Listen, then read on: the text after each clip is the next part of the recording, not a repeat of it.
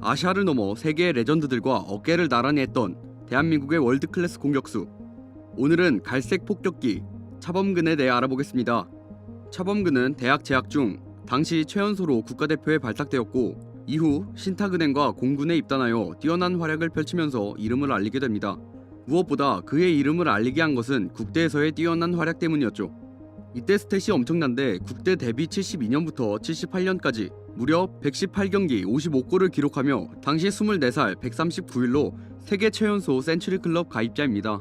그 당시 종종 해외 클럽들을 초청하여 친선 경기를 치렀는데 그때 열린 프랑크푸르트와의 경기에서 좋은 모습을 보여주게 되면서 분데스리가 팀들의 관심을 받게 되죠.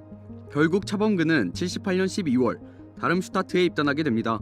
당시 차범근은 군인 신분이었기 때문에 제대 후 분데스리가 진출 계획을 세우게 됩니다. 차범근은 공군팀 전력 강화를 원했던 참모총장과 2년 뒤 전역을 약속하고 공군에 입단하죠.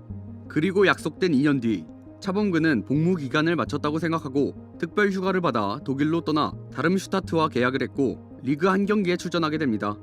그러나 공군은 갑자기 태도를 바꿨고 출국 11일 만에 다시 귀국해 공군에 복귀해서 만기 전역하게 되죠. 군 복무가 길어진 탓에 다름슈타트와 계약은 당연히 파기되었고 차범근은 제대 후 프랑크푸르트에 입단하게 됩니다. 프랑크푸르트에서의 첫 시즌 팀을 UEFA컵 정상에 올려놨고 분데스리가 공격수 부분 3위를 기록하는 등 첫 시즌에 엄청난 활약을 하게 되죠. 특히 UEFA컵에서 에버딘과의 1차전 이후 당시 에버딘의 감독이었던 알렉스 퍼거슨이 우리가 풀지 못했던 주요한 문제는 차범근이었다. 차범은 막을 수 없었다. 해결 불가능한 존재였다. 라고 할 정도로 최전성기의 시즌을 보내게 됩니다.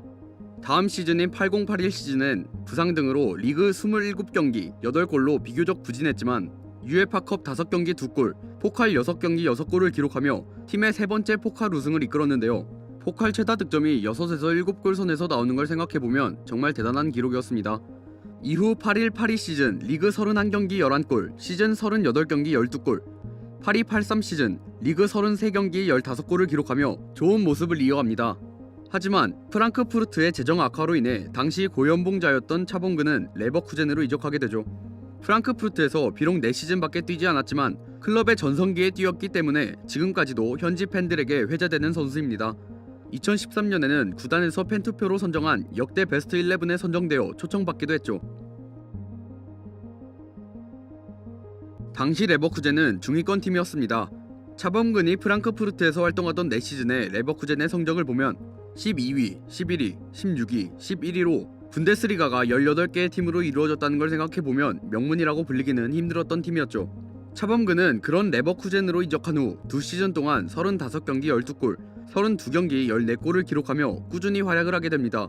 결국 85-86 시즌 38경기 19골로 아시아 선수로서 유럽 4대 리그 최다 골을 넣게 되죠. 이런 정점의 활약을 펼친 차범근은 중위권이었던 레버쿠젠을 리그 6위에 올리며 UEFA컵 진출에 성공시키게 됩니다. 다음 시즌부터 미드필더로 포지션을 변경해 골수가 상당히 줄었지만 UEFA컵 결승전에서 결정적인 골을 기록하며 UEFA컵 우승을 이끄는 좋은 활약을 이어갔죠. 차범근은 뛰어난 피지컬을 바탕으로 강한 슈팅력, 왕성한 활동량, 높은 체국력과 더불어 헤더 슈팅과 연계 능력이 뛰어난 무결점 스트라이커의 대표격이었습니다. 분데스리가에서는 주로 최전방 투톱으로 뛰었지만 국가대표로 활약할 때는 윙어로도 뛰었는데요. 이 때문인지 득점력 못지않게 연계 플레이에서 강점을 보였습니다. 인사이드 패스와 원터치 패스가 뛰어났으며 크로스도 수준급이었죠.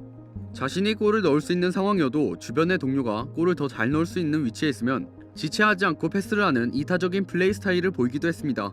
활동량도 뛰어나서 팀이 밀린다 싶으면 미드필더 진영까지 내려가 공을 따오기도 하는 등 당시의 전형적인 골게터 스타일 공격수와는 상당히 다른 선수였죠.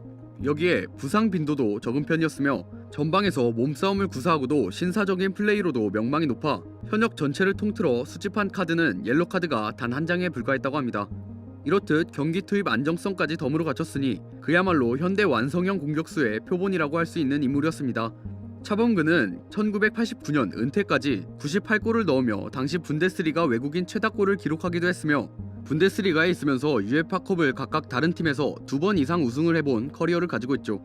지금까지도 이 기록을 가지고 있는 선수는 전 세계를 통틀어 9명밖에 없다고 합니다. 분데스리가에서 이러한 대단한 활약을 보여준 만큼 독일 현지에서의 차범근의 위상은 정말 엄청난데요. 08-09 시즌 차범근이 레버쿠젠의 경기를 독일에 직접 가서 관람한 적이 있었습니다. 경기 도중 전광판에 관중석에 있는 차범근이 나오자 관중들이 모두 일어나서 기립박수를 치는 일이 벌어졌죠. 심지어 헬메스와 키슬링, 라멜로프 같은 선수들은 직접 차범근을 찾아가서 사인과 사진 찍기를 요청했을 정도였다고 합니다. 또 차범근이 첼시의 수원 감독 자격으로 방문했을 때 레버쿠젠 출신인 미하엘 발락이 그의 뒤를 졸졸 따라다니며 이야기를 한 것도 유명한 얘기죠. 1989년 레버쿠젠에서 은퇴하고 귀국한 차범근은 축구 교실을 여는 한편 1991년 현대 호랑이 축구단의 감독으로 부임합니다. 그는 전임이었던 김호 감독의 기술 축구와는 다르게 템포 축구를 선보이며 감독 부임 첫 해인 1991년 현대의 K리그 준우승에 기여하였죠. 1994년까지 울산의 감독을 맡으면서 통산 55승, 50무, 46패를 기록했으나 1994년 시즌 후 성적 부진으로 경질됩니다. 이후 차범근은 1997년 대한민국 대표팀 감독으로 선임되는데요. 차범근은 독일식 352를 채택하며 월드컵 예선에서 승승장구하게 됩니다. 역대 월드컵 중 우리나라가 최종 예선을 가장 수월하게 통과한 월드컵이기도 했죠. 이런 활약을 바탕으로 국내 언론들은 월드컵 본선에서 최초의 1승을 넘어서 16강을 목표로 하자고 설레발을 칠 정도였습니다. 그러나 기대는 산산조각이 나게 됩니다. 첫 경기부터 하석주가 백태클로 퇴장당하면서 무기력하게 역전패를 당하게 되죠. 언론에서는 당시 대표팀 최고의 스타였던 최용수의 결장을 두고 차범근의 리더십에 대한 비난이 등장했습니다. 엄청난 부담감과 함께 네덜란드를 상대로 0대5라는 굴욕적인 패배와 함께 차범근은 단숨에 역적이 됐고 결국 불명예스럽게 경질을 당하게 되죠. 그러나 제 아무리 형편없는 모습을 보였다 한들 대회 도중에 감독을 경질하는 건 도가 지나쳤고 실제로 당시 여론조사를 보면 우리의 실력이 부족했던 거지 경질은 지나치다는 의견이 지배적이었습니다. 당연하지만 멕시코는 90년대 이후 지금까지 계속해서 16강에 올랐던 팀이고 벨기에도 과거만은 못하지만 꾸준히 월드컵에서 좋은 성적을 기록하던 팀이었습니다. 그리고 네덜란드는 비록 월드컵 우승에는 실패했지만 자국 역사상 최고의 팀으로 꼽히는 그 거스히딩크의 팀이었죠.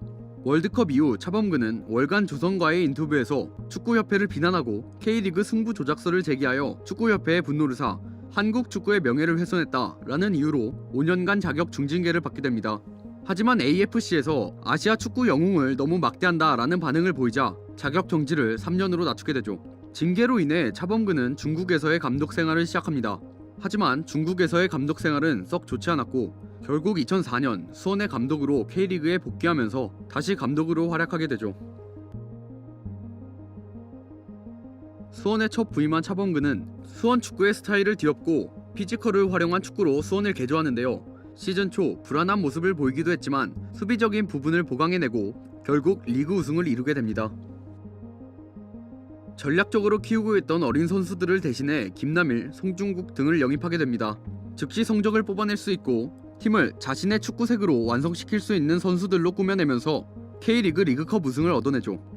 하지만 정작 중요한 리그와 아시아 챔스에서 성적이 좋지 않았는데 이후 내리막을 걸으면서 2000년 5위 이후 수원의 최악의 성적인 10위를 기록하게 됩니다. 전반기 역시 그다지 좋은 모습을 보여주지 못했는데요. 그 와중에 독일의 월드컵 해설을 다녀오면서 팬들의 강한 비난을 받게 됩니다. 하지만 후반기에 들어서 이건우와 백지훈의 영입을 통해 반전을 보여줬고 결국 리그는 준우승으로 마무리하게 됩니다. 차범근은 에드와 안정환을 영입하면서 시즌 중반으로 향할수록 강한 수원을 만들어내게 됩니다. 하지만 플레이오프에서 포항에게 패배하면서 3위로 시즌을 마감하게 되죠. 이로써 2연속 무관에 이르며 팬들은 다음 시즌에 대한 의구심을 가졌고 김남일과 안정환 등이 팀을 떠나게 되면서 다음 시즌을 불안하게 했습니다. 아마 차범근의 지도자로서 최고의 한 해라고 한다면 당연히 2008년 시즌이라고 생각합니다. 당시 수원은 김호 감독 시절 가지고 있었던 8연승 기록을 갈아치웠고 99년과 2006년에 경신한 13경기 팀 무패 최다 기록을 18경기로 갈아버렸을 정도로 승승장구하게 됩니다. 챔피언 결정전에서도 환상적인 경기력을 보이며 리그 우승을 차지하고 리그컵까지 우승하며 2개의 트로피를 얻어내는 성과를 보여주게 됩니다. 팀 선수들이 부상과 실력 부진으로 인해 경기력이 나날이 떨어져갔고 차범근 감독과 불성실한 선수들과의 마찰을 빚는 일이 잦아지게 됩니다. 결국 2009년 최악의 경기력을 보이며 리그 10위를 기록하지만 FA컵의 우승으로 아시아 챔피언스 리그 진출권을 획득합니다. 하지만 2010년에도 팀은 계속해서 부진했고 결국 2010년 2월 20일 차범근은 성적 부진의 책임을 지고 스스로 감독직에서 물러나게 됩니다.